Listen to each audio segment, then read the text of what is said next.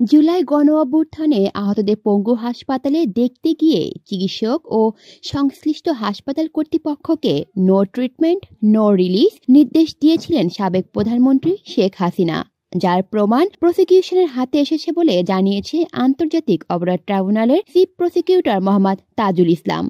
আদালতে পূর্ব নির্ধারিত বিষয়ে শুনানি শেষে ট্রাইব্যুনালের প্রসিকিউশন অফিসের সম্মেলন কক্ষে এক প্রেস ব্রিফিংয়ে গণমাধ্যম কর্মীদের একথা জানান তিনি বলেন, আমরা রাজধানীর জাতীয় অর্থোপেডিক হাসপাতাল ও পুনর্বাসন প্রতিষ্ঠান বা পঙ্গু হাসপাতালে যখন পরিদর্শনে গিয়েছিলাম তখন সেখানে চিকিৎসারত আহত রোগী ও তাদের স্বজনরা আমাদের জানিয়েছিলেন শেখ হাসিনা পালিয়ে যাওয়ার আগে একবার হাসপাতাল পরিদর্শন করতে গিয়েছিলেন।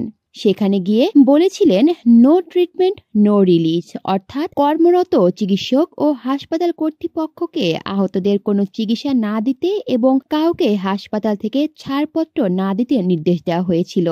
ঘটনাটি কোনো স্বাভাবিক বিষয় নয়, বরং তা মানবতা বিরোধী অপরাধের একটি জাজ্জল্যমান প্রমাণ। এটি প্রমাণ করে কি ধরনের নিষ্ঠুরতার সাথে জুলাই আগস্টের হত্যাকাণ্ডগুলো চালানো হয়েছিল। সাবেক প্রধানমন্ত্রী শেখ হাসিনার এমন নির্মমতার প্রমাণসমূহ যথাযথ প্রক্রিয়া অনুসরণ করে যাচাই বাছাই ও ফরেনসিক করার পর গণহত্যা ও মানবতা বিরোধী মামলার প্রমাণের সাথে সম্পৃক্ত করে আদালতের কাছে হস্তান্তর করা হবে বলেও জানান তিনি। কলি শিকদার, বাংলা নিউজ নেটওয়ার্ক।